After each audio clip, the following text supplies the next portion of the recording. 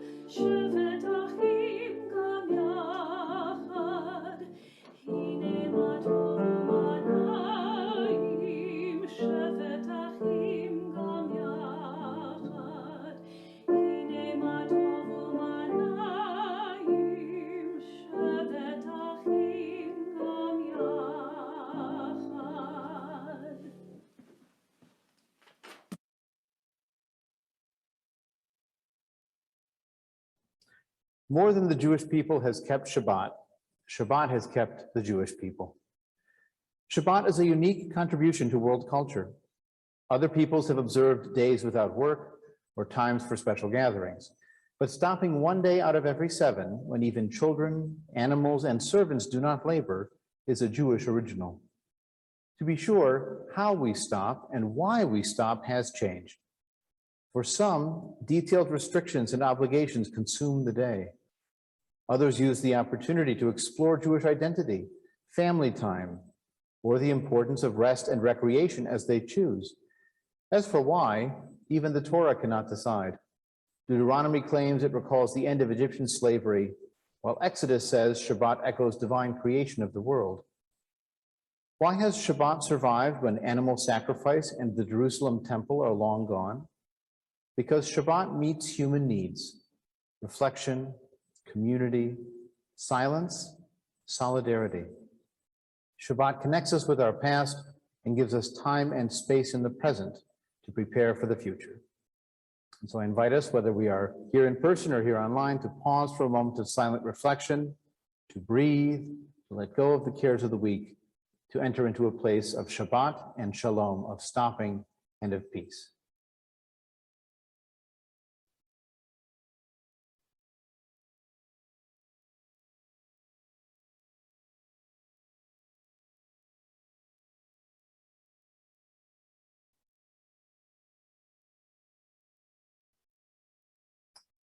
One of the most important symbols of Shabbat is the lighting of Shabbat candles, which reflects our commitment to both the warmth of community and the enlightenment we find from each other.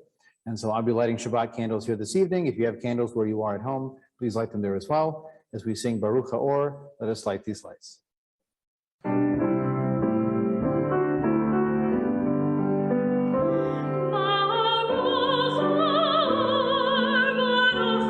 Shabbat,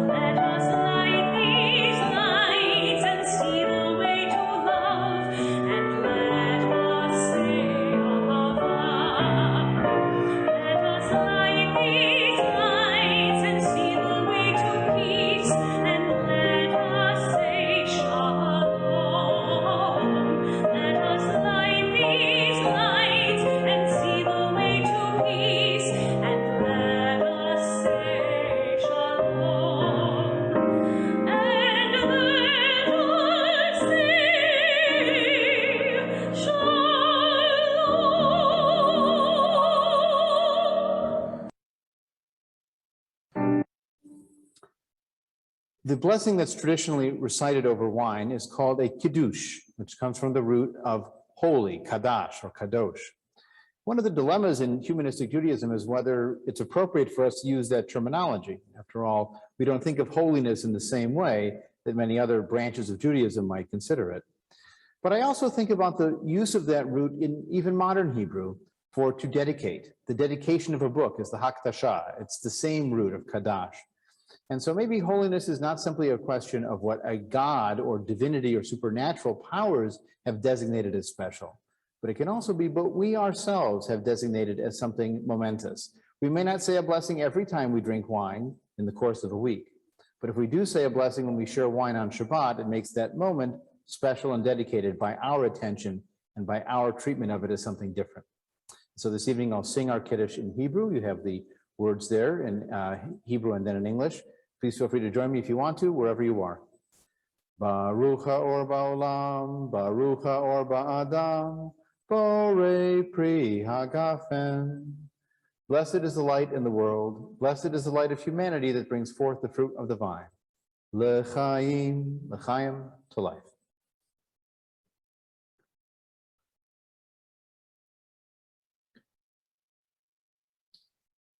The third wire. Have you ever noticed how machines are governed by those three wires that seem to run the show?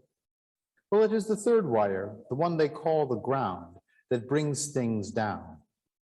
It is said that the third wire goes straight down into the center of the earth. So I believe this is the way for us to bind to the world. I mean, to all those that we have loved, that were in the end attached to the respirator and to the kidney dialyzer, to all those Sunday calls, the voices that spoke to us through the telephone or left messages on the machine. They are all gone now, but in their years we leaned together on this planet and through the third wire touched our ancient ancestral heart deep in the middle of the earth. This evening we are remembering those of our loved ones who mark anniversaries of deaths, that is a yahrzeit in Jewish parlance. And so I would like to ask, in addition to the names that I read, if you have names to share, there will be a space for you to share them after this recitation is completed. And so I just need to adjust the view for one moment.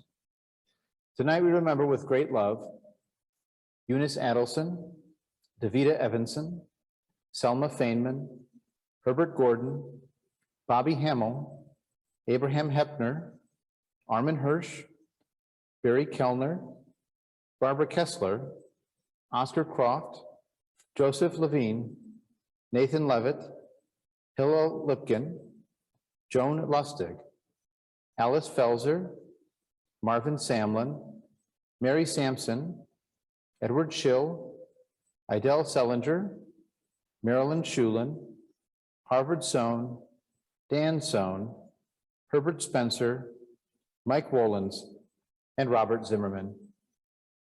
I would like to ask if there are any other names that those here or those online this evening would like to share, that you feel free to unmute yourself or to simply speak up and to share their names at this time.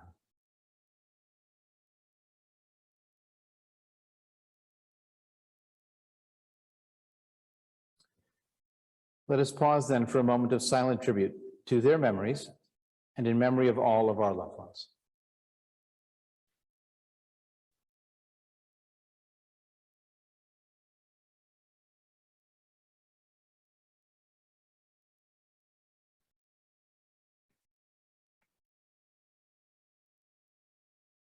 In Jewish life, we say, Zecher tzadikim livracha, the memory of good people blesses us. And now these words will be sung.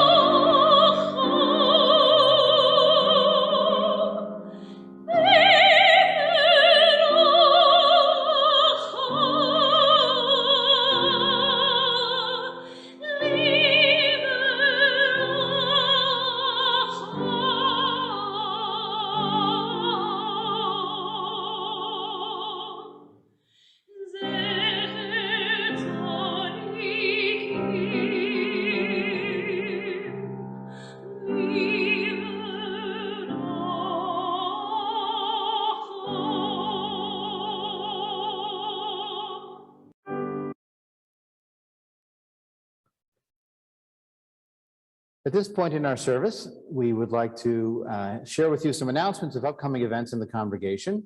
And our announcement giver is our steering committee chair, Victoria Ratnaswamy, who is on the Zoom meeting.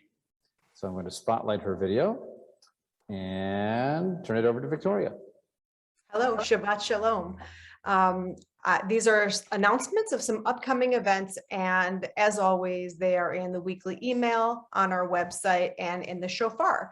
So the first item is this coming Monday, August 9th. The women's group is having canasta at 1:30 p.m. at the home of Joyce Hirsch, who's on this call. Then the next meeting of the women's group is an online meeting, Monday, August 16th at 1:30 p.m. And then, save the date for August 30th, which is the end of summer outing of the women's group. And more information will be in the weekly email. The science fiction book club is having its next meeting Tuesday, August 17th at 7:30 p.m. on Zoom. The book is Influx by David Suarez.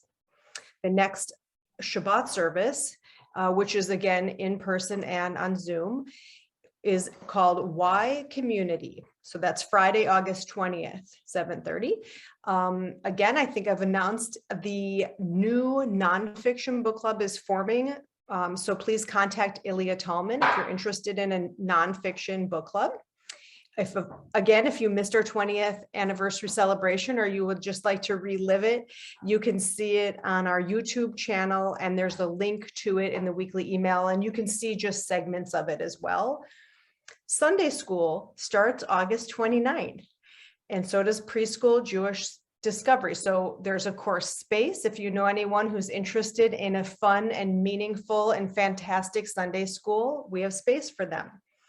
High holidays begin Monday, September 6th, which is also Labor Day. And a reminder that our renewal for membership is due today. Yikes. It's been emailed if you didn't get it. If you have any questions, you can always contact Jeremy Owens in the office. And that's it. Again, you can check online as well for any of these events. Thank you.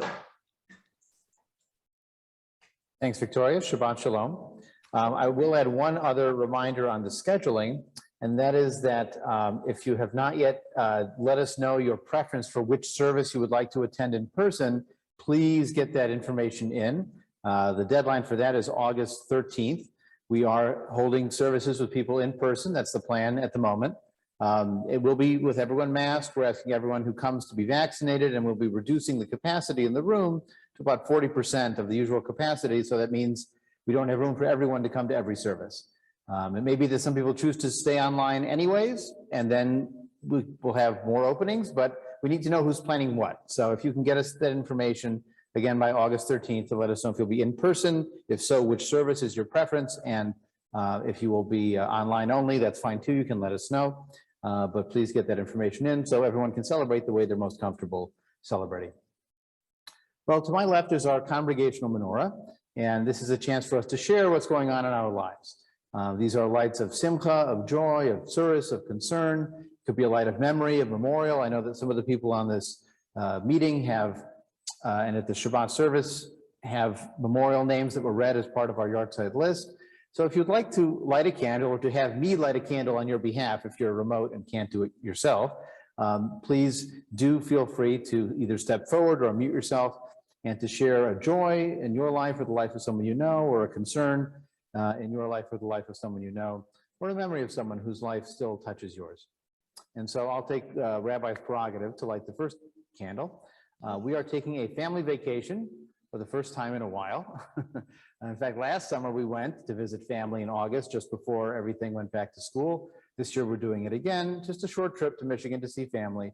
But it's been a long time not having seen them and not having been back to where both my wife and I grew up.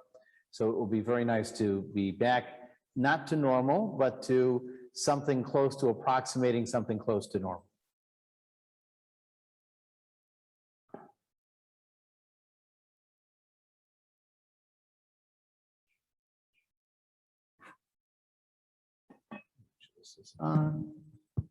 Yes. And so if you have a joy or concern you'd like to share, if you're here, please feel free to step to the mic and light your own candle. If you're online, please feel free to unmute, and then I will light the candle for you. Please, Rhonda. On Monday, my daughter-in-law's mother is going to be having surgery for cancer. And so I would like to, I told her that I would say a prayer for her and that we would hold her in our hearts. Wonderful, wonderful. I see Sandra and William also.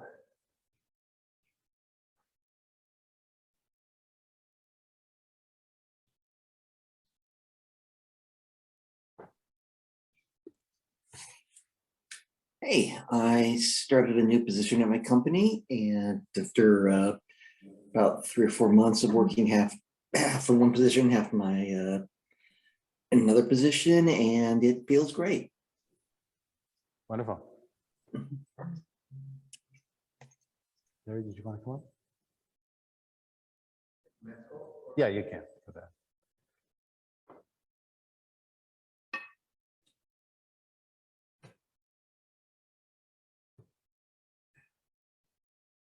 Good evening.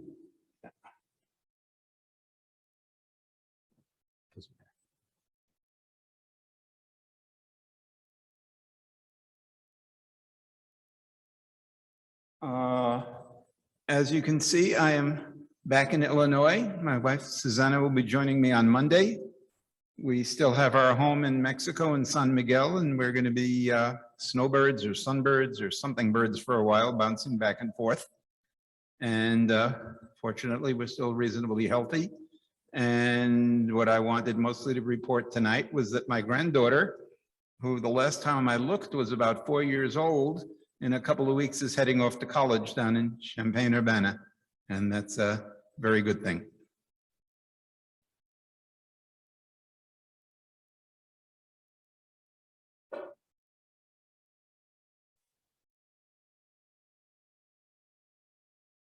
Yes, Victoria, please. So one of the names that Rabbi Adam read in the yard sites was my father's, Robert Zimmerman. So tomorrow is his yard site. He died 14 years ago, and Rabbi Adam did a very beautiful and meaningful service for him. And I obviously think about him all the time, but for the past few days, I've been sort of laughing hysterically because we've had some very aggressive flies in our house. And I'm just picturing my dad every summer stalking around the kitchen with a fly swatter, looking mildly deranged. And I just keep laughing about it and how I am exactly the same, doing the exact same thing. It's sort of entertaining and annoying and funny. But I'm glad that I can think of him about very funny things, not only feeling bad, but feeling sad.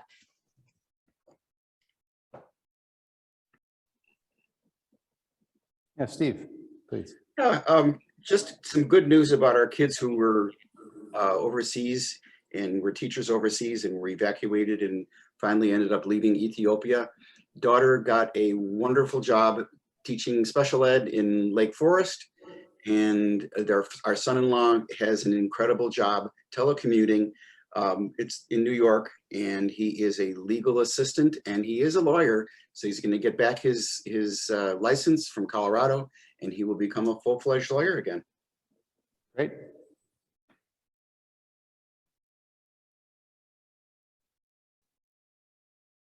Anyone else? Well, that's one candle left.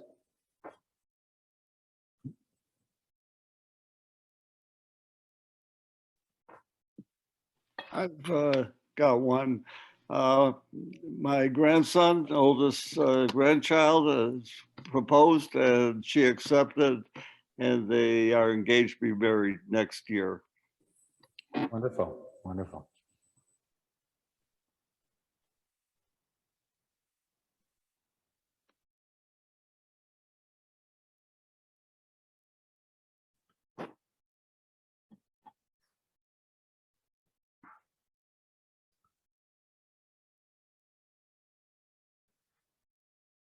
This evening, we are entering Elul, as I said at the beginning of the service.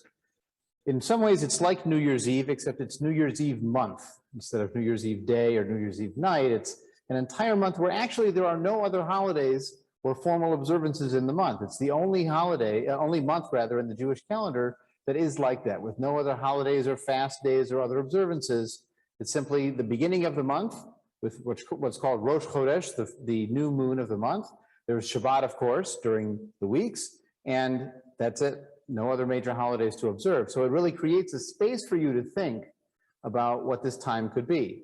And in fact, if you count from the beginning of Elul, from Rosh Chodesh Elul, down to Yom Kippur, you get 40 days. Ever hearing about 40 days anywhere? 40 days of the flood. Moses is up on Mount Sinai for 40 days when he's receiving the 10 Commandments. And in fact, many Jewish cultural groups will connect this period of 40 days from the beginning of Elul to the end of Yom Kippur with that time in the story of Moses, where things were in the balance and it wasn't sure where things were going to go. It was a time of judgment in that mythology. It's also a time of judgment in rabbinic mythology too. Now, as I said at the outset, our approach to what we do during this month of Elul depends on what the meaning of the new year is for us. I mean, after all, if our new year is about the beginning of school, we're taking vacations now. That's where many people are right now. If the beginning of the new year for some families is a meal, it's the Rosh Hashanah meal that everyone comes together and has a brisket or some other kind of major production. There are some traditional foods that are actually served on Rosh Hashanah. Carrots, for example, in Ashkenazi culture were an important part of Rosh Hashanah because the word for carrot in Yiddish was meren, and the idea was you should have more and more things. And so you eat a food that has a sort of punny wordplay on to increase and to redound. And so that was one of the traditional foods assigned.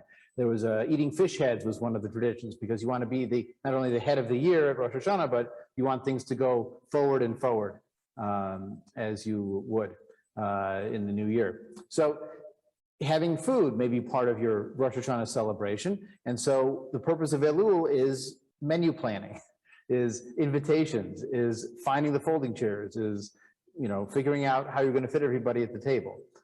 Or if you're organizing the break the fast at Yom Kippur, which some families do, and some families don't wait till sundown.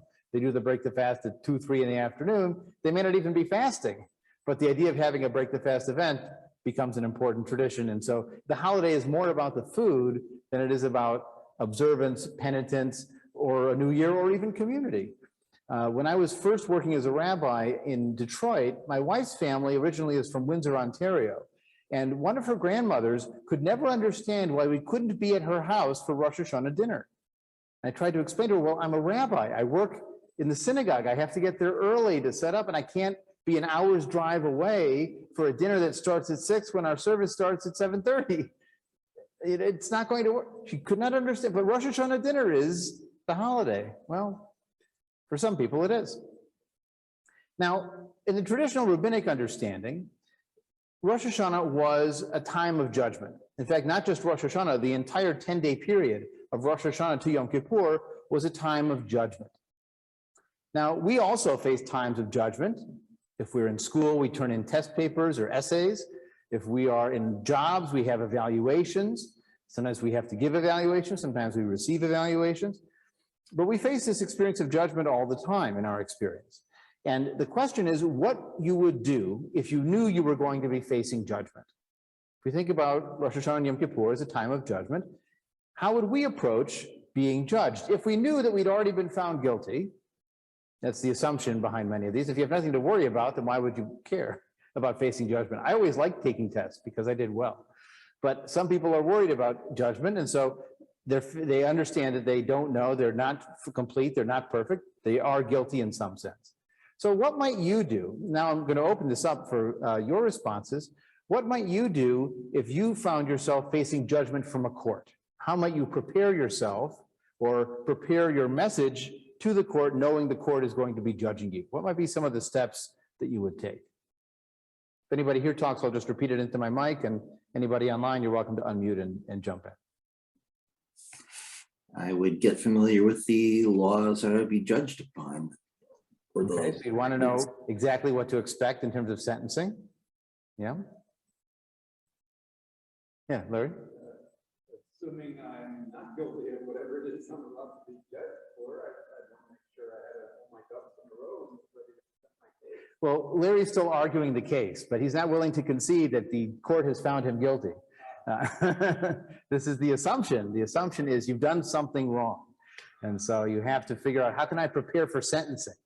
How do I mitigate the sentence? How do I manage the situation, knowing that I've already been found guilty? What else might you do? Beg for mercy, okay. Take responsibility and apologize. So taking responsibility, show contrition, repentance, apology, sure. Make sure that you have excellent representation so that you'll be treated fairly. Okay, maybe use intermediaries or try to, get in good with somebody who knows somebody who can give you a more lenient sentence. I have Yeah, Rich. I would make sure I understand the routes for appeal. Are there grounds for appeal? Is there a higher court that I can take this to? I mean, the challenge when it's divine judgment. I don't know that there's a higher court in that theological. You might wear your nicest clothes, right? You might say nice things to the judge. You try to make a good impression, or maybe you go the opposite route and you wear poor clothes, clothes that have tears or stains, that you look pitiable, and then maybe they'll have mercy on you. No, two opposite strategies. Now, what if you were facing judgment from a parent? Put yourself back in the 10 years old, 15 years old category. Your parent has caught you, you're out after curfew, you ate too many cookies, whatever happened that you broke the rules, and you are facing sentence. You've been found guilty. How do you approach a situation where a parent is going to be judging you? What might you do?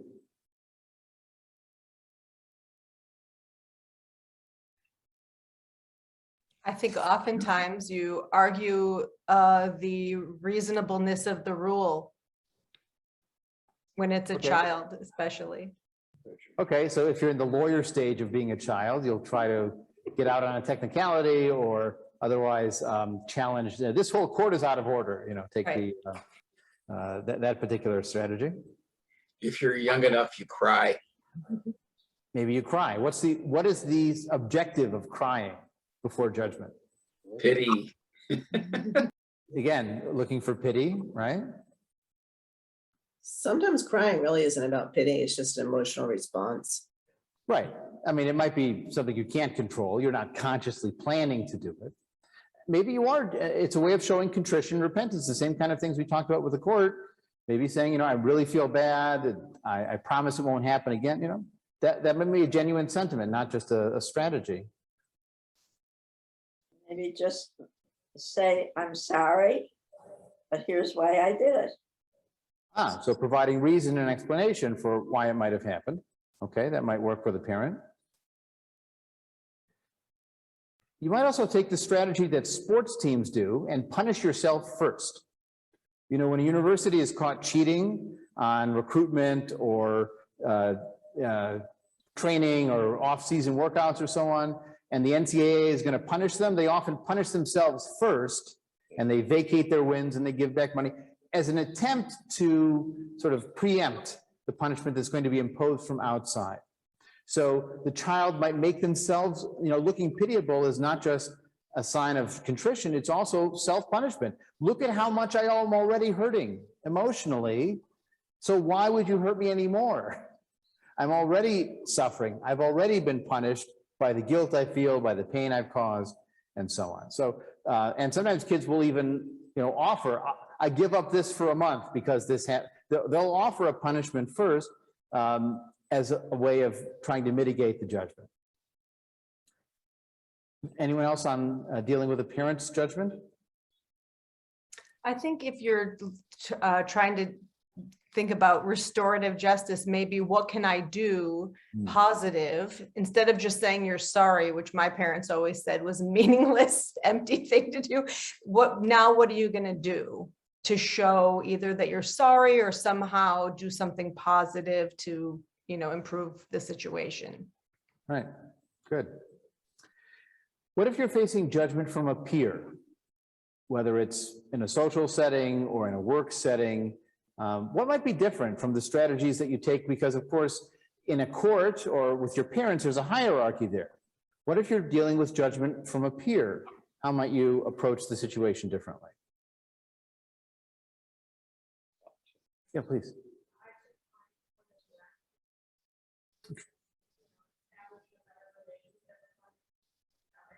So try to find a common ground and find a better relationship to understand each other. So you have a common vocabulary, points of reference, again, to help them understand where you're coming from and why you might have done what you did. Mm-hmm. Try to bring them in. How would you have handled the same circumstance? So ask them to put themselves in your shoes. What might you have done in that circumstance? And then maybe it's more understandable. Sure. So now the last one, perhaps the hardest. What if you're facing a time of judging yourself? We can be sometimes the hardest, judges and critics of our own behavior. How might we prepare ourselves for a process of self-evaluation? It could be with a therapist and in a therapeutic setting, or it could be simply in an individual setting where you're looking back on the year or on a particular event and you think, you know what, I didn't handle that as well as I should have. I made some mistakes. How do we approach that process of judging ourselves?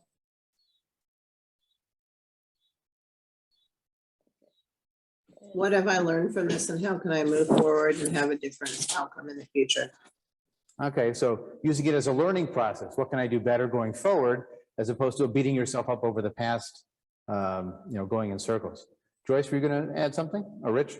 No, I'd say commit to a new behavior. Okay, so make some kind of commitments to yourself. Some people even make public commitments. If they're quitting smoking, they give people cards saying, I'm quitting smoking, to reinforce it with other people, so that they're judging themselves, but they're making it a public commitment to do so and to do better. Well, these are all different layers of judging that you can imagine being part of a New Year's celebration, whether you're in a religious context or in a more secular and humanistic context. That concept of judging and improving your behavior is something everybody can use. Again, it's one of those pieces of the human experience that's valuable that we might want to save. But I did want to give you some examples of what the traditional approach is to this kind of judgment period. There's a whole body of prayers specifically written for this month of Elul called slichot. If you know anything about modern Hebrew, the word for excuse me is slicha. It's the same root as slichot. Slichot are the apology prayers, the forgive me prayers that are designed for this period specifically. For Ashkenazi Jews from Eastern Europe, they generally begin reciting these prayers the Saturday night before Rosh Hashanah starts. However, like this year, if their Saturday night before Rosh Hashanah isn't 4 days or more, they go the Saturday before the Saturday before. Since Rosh Hashanah starts on a Monday evening, there'd only be 2 days of apologies. That's clearly not enough because we've done so many things wrong. So we need an extra period of time. We go back to the Saturday night before. And why Saturday night? Well, it's thought that because God is happy after Shabbat, he's in a good frame of mind. That's a good time to ask for apologies and forgiveness. This is also a strategy. If you're going to a parent to apologize, you have to strike at the right moment. And your timing is very important. Okay, so let me share with you some texts from the traditional prayers. We're not going to go through all of them, obviously, but just enough to give you a flavor of it. So this is recited in the Ashkenazi ritual, again, from that Saturday before. By the way, Sephardic Jews start at 40 days before. They do that counting down 40 days, leading into Yom Kippur. They actually start at the beginning of Rosh Chodesh Elul, so they do it for all 40 days, including the days in between Rosh Hashanah and Yom Kippur. They're adding these apology prayers, and this is the flavor of what they sound like. Fortunate are those who dwell in your house. May they continue to praise you, Selah. Fortunate is the people whose lot is thus. Fortunate is the people for whom Adonai is their God, a praise by David. I will exalt you, my God, the King, and bless your name forever and ever. I will exalt you and bless you and extol your name forever and ever. Adonai is great and highly extolled. His greatness is unfathomable. What's the strategy here? Flattery. It's buttering up the judge. Okay. Of your awesome might they will speak. Of your greatness I will recount. They will make mention of your bountifulness, exult in your righteousness. And now, let's highlight a particular wonderful quality. Adonai is gracious and compassionate, slow to anger and great in kindliness. He is good to all. His mercy encompasses all his works. You're such a wonderful person being at forgiving, hint, hint, hint. Adonai supports the fallen and straightens all the bent. The eyes of all look expectantly to you. He is just in all his ways, benevolent in all his deeds. He's near to those who call on him, all who call on him in truth. He watches over those who love him. Praise of Adonai, my mouth will declare. All flesh will bless his holy name forever and ever. Praise God. And then the Chazan recites the half Kaddish, which is that Yit Gadal v'Yit Gadash prayer. Not only used for memorials, by the way, it's also used as a regular praise of God during the service. This is one example. And then having given all that praise in chapter 1 on the first day, here is chapter 2. Righteousness is yours, Adonai, while shame is ours. How can we complain? What can we say? What can we speak? And how can we justify ourselves? Let us search into our ways and examine them and return to you. For your right hand is extended to receive those who repent. Not with virtue, nor with good deeds do we come before you, but like the poor and needy, we knock at your door. Please do not turn us away empty-handed from your presence. So this is not I've gotten a great defense attorney and I'm going to tell you what I did right. This is it doesn't matter what I did right. I did these wrong things. I am not coming here to defend myself. You know, that's, by the way, one of those examples of how not to apologize. You know, when you start defending yourself and explaining, well, I did it because of it. No, if you're apologizing, sometimes you got to own it. And you got to dive in the deep end and accept the fact that you were wrong. And again, a little more flattery here. Let us prostrate ourselves and bow. Let us kneel. I mean, again, the sort of hierarchy is highlighted here, right? Like the king and the royalty, you bow, you kneel, you prostrate yourself down, even flat on Yom Kippur. At one point in the service, people lie flat on the ground, their face on the ground. This is part of the traditional ritual of the hierarchy of the judge. Let us come to his dwelling places. Let us prostrate ourselves at his foothold. Exalt Adonai and prostrate yourselves. See the difference? Exalt him and lay yourself down. Again, some more flattery. You do wonderful things in the height of your mountains. A list of past highlights. Yours are the heavens, yours is the earth. You set all the borders of the earth, summer and winter, you formed them. You crushed the heads of Leviathan, you gave him as food to the people of legions. You split open the fountain and brook, you dried up mighty rivers, you crumbled the sea with your strength. You can do all these wonderful things. And forgiving me is like easy. Look at all the wonderful things that you've done. And again, it's calling to return under the wing. Pardon us, our Father, because of our great foolishness we have sinned. Forgive us, our King, for our iniquity is great. Now, there's one other appeal here that's interesting. Our God and God of our fathers. Remember, we talked about a judge versus a parent, and God in these prayers often functions as a little bit of both. He's the remote judge of all the universe, but he's also an intimate God who was the God of my ancestor. He's a family God, not just a remote God of the universe. And again, it begins, who are we to dare to speak? How can we open our mouths before you, who dwells in the heavens? In what manner can we pour out words of prayer? We have rejected your upright and honest ways. We cling to abominations. And again, it's the confession, mea culpa, mea culpa, mea culpa maxima. We have adhered to false and misleading concepts. We've been stubborn and brazen. You were angered at us. The temple, our secure abode, you destroyed, and the pleasing aroma of sacrifices ceased. In the past, we blew it. In the present, we've blown it. And you punished us justly then. You could punish us justly now. But if we confess, if we admit, if we own up, maybe we can avert the decree. From then even until now, we have been scattered, we have been killed, we have slaughtered and butchered. We are a bare remnant of the nations who tear at us like painful thorns. Those who enslave your people, who bow down to false gods, why do they succeed morning till night? You who live eternally, Holy One, see the humiliation of those who groan, they rely on you, and to you they cleave. With the awesome might of your right hand, deliver them for eternity. Now, this is a very interesting strategy if you think about it psychologically.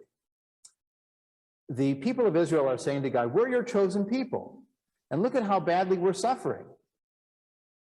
Maybe for your own reputation, you might want to intervene and, give us a leg up once in a while and, help us out here. It's for your benefit too. But there's also a sense that there's something wrong, that if we are truly cleaving to you, if we are truly doing what you want us to do, following the commandments, reciting the praises and the prayers, reading the Torah scroll, following the halachot, the laws you've given us of purity and of practice, if we're truly doing all that, then you should save us. Then you should forgive us for the transgressions, but also it's time for redemption. We trust your abundant mercy, on your righteousness we rely, for your pardon we hope, for your deliverance we yearn. You made a covenant with the patriarchs, again, that family appeal, right? And you'll keep your oath with their descendants. You are he who descended in glory on Mount Sinai, disclosed the ways of your goodness to Moses, your servant.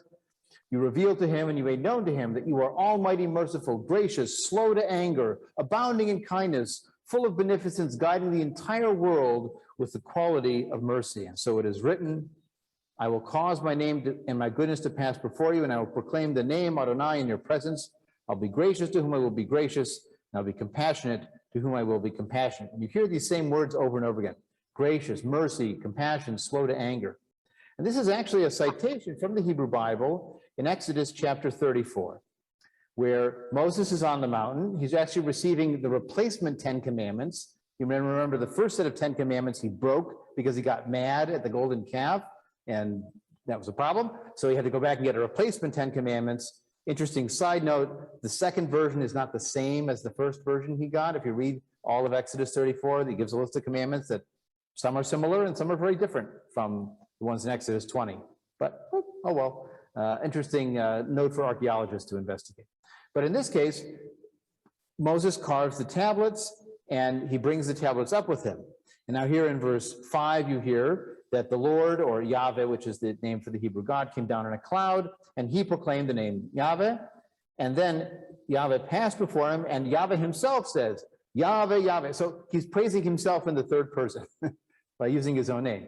You know, the Lord, Yahweh, Yahweh, a God compassionate and gracious, slow to anger, abounding in kindness and faithfulness. This is a famous prayer, El Rachum v'chanun, Erech Apayim v'Rav Chesed v'Emet. And it goes on in the next verse, extending kindness to the thousandth generation, forgiving iniquity, transgression, and sin. When you praise what's called the 13 attributes of God in Slichot prayers and other places, that's where the quote ends. Forgiving iniquity, transgression, and sin, period.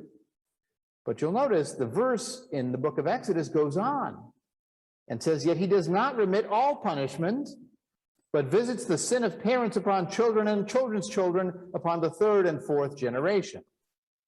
Well, if you're in a mercy mood, you don't want to remind him of that necessarily. That's not going to be helpful. So that part of the verse is often not cited. They cite the positive stuff instead. So this is all one strategy of atonement, appeasement, flattery, reminding of connections. But there's another approach that you could take to this time of judgment. Because after all, a lot of these are to atone for things you did between you and God. Eating the wrong foods, lighting candles at the wrong time. But what about the things that I did wrong to Larry? The things that Larry did wrong to me? How do we deal with those? And in Maimonides' Mishnah Torah, his Code of Jewish Law, he has a wonderful passage that talks about the need for atoning between people. This is the next passage here. Neither repentance nor the Day of Atonement atone for any save sins committed between man and God. For example, someone who ate forbidden food or had forbidden coitus, etc. But sins between people, when one injures his neighbor or curses his neighbor and plunders him or offends him, is not ever absolved until he makes restitution of what he owes and begs the forgiveness of his neighbor. That's the restitution we heard before. And although he makes restitution of the monetary debt, he's obliged to pacify him and beg his forgiveness. So even if I pay you back for the fence post I broke, it's not enough. I still have to apologize and ask for you to forgive me. Even if he offended not his neighbor in anything but words, he's obliged to appease him and implore him until he is forgiven by him. If his neighbor refuses a committee of 3 friends to forgive him, he should bring a committee of 3 friends with him to get forgiveness and beg him. If he refuses, the neighbor should bring a second, even a third committee. And if he still remains obstinate, he may leave it to himself and pass on. For then the sin rests upon him who refuses forgiveness. If you've tried that much and apologized and made restitution and brought 3 different committees of 3 people to come, at that point, it's your problem and you're the one that's committed the sin by not forgiving. But if it happens to be his master, his teacher, He should go and come to forgiveness even 1,000 times until he does forgive him. Now, on the flip side, someone has wronged you. Are you obligated to forgive them? It is forbidden for man to be ill-natured and unforgiving, for he must be easily appeased, but unwilingly to wrath. And when a sinner implores him for pardon, he should grant him pardon wholeheartedly and soulfully. Even if one persecuted him and sinned against him exceedingly, he should not be vengeful and grudge-bearing, for such is the path of the seed of Israel and their excellent heart. So the ideal version is, don't hold a grudge, let it go. Only the idolaters are not so. This is the us versus them approach, assuming that everybody outside the group are bad people and they don't forgive. Their wrath is ever watchful. And one who commits a sin against a friend and the friend died before he could ask forgiveness. What about that? You should bring 10 adults, a minyan, to his grave, and there say, I have sinned against the Lord God of Israel and against this man. I have done him so and so. You confess the sin in front of witnesses. If he was indebted to him, he should return the money to his heirs. And if he doesn't know who his heirs are, he gives the money to the court after his confession is delivered. So this is a really powerful statement of the need for interpersonal apology and forgiveness, even to the point of going back to the same person again and again to ask them to forgive you, and being willing yourself to forgive someone who comes to you who's wronged you. In fact, there's a later passage we're not going to look at today that describes how you actually have to make yourself available to the person who wronged you. You can't just like leave town. You have to stick around and let them come to you to apologize, to restore that relationship. Now, do we need cosmic leverage? Do we need to think that a God is watching us to do all of this? Well, I'll be honest, if nobody's watching, maybe I don't need to make myself available to the person who wronged me. If I don't think I'm going to be judged for not forgiving, maybe I won't forgive. Maybe that's the easier route. But this is where we have to take that humanistic turn, where instead of looking beyond ourselves for surveillance and role modeling and authority, we look within ourselves and to other people. Maybe it's our reputation that motivates us to do better. Maybe it's our sense of self that motivates us to do better. Maybe it's our extension of how we would like to be treated, we treat other people. And so if we would like to be forgiven, we need to be able to forgive ourselves. You see, this is the meaning of our Jewish New Year. It is self-examination. It is repairing relationships in the vein of a traditional setting. But for many of us, the Jewish New Year is also a time of Jewish connections. And so when we feel connected to our people, our heritage, our culture, we feel part of a broader community. And for those who are members of a specific congregation, it's a time to connect as a community, to see faces we haven't seen, to hear voices we haven't heard, to catch up, to reconnect. And so that's why last year for the high holidays was so difficult, because we didn't get that moment of being together. We had schmooze Zoom rooms and it was as good as it could be, but it wasn't the same as that community connection. So if these are our goals, Jewish connections, community connections, self-examination, and trying to repair relationships, we should spend our time in Elul thinking about how do we prepare for those goals. And after all, those might be hard to work on. You know, repairing relationships is not easy. Examining yourself is not easy. Having a sense of what your life and what your cultural background is about, that's not easy. And for many people, connecting to community is a challenge as well. Some of us are more comfortable with 3 people than they are with 30 people. And that's okay. But this is part of why we sometimes push ourselves to feel those connections more broadly and to feel part of something larger than ourselves. It has other benefits that are important to our sense of self and our sense of Jewishness. In the end, perhaps the most important meaning of Elul for us is the concept of a midrash, a commentary that plays with the spelling of the word Elul, which in Hebrew is written Aleph, Lamed, Vav, Lamed, Elul. But it's also described in this commentary as an acronym for a famous phrase from the Song of Songs. Ani ledodi v'dodi li. I am my beloved's and my beloved is mine. That is interpersonal connection. In this case, a loving connection, but it could also be for a friendship. After all, another passage in Song of Songs says, Ze dodi v'ze ro'i. This is my beloved and this is my companion, this is my friend. Those are both parts of making connections. So as you think to our Jewish New Year and looking forward to this month of Elul, the next few weeks we have, Which goal do you think you would find both most challenging and most rewarding of those four that I mentioned? The connection to being Jewish, the connection to this community, the connection to self-examination and that process, and most importantly, the need to repair relationships. I think of repairing relationships as the most important, but you might rank them differently.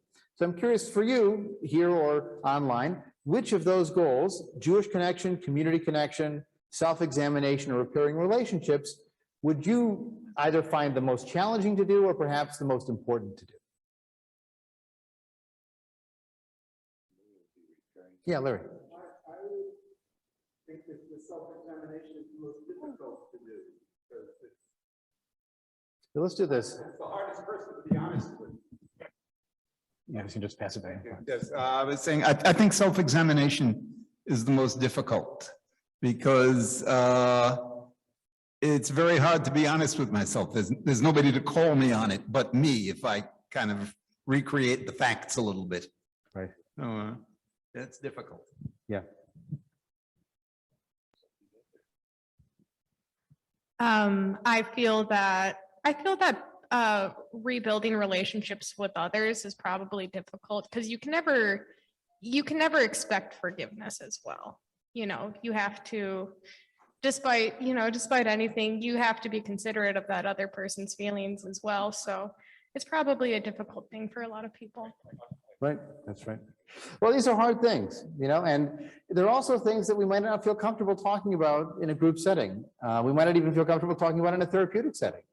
And this is something that our ancestors didn't have. They didn't have therapy.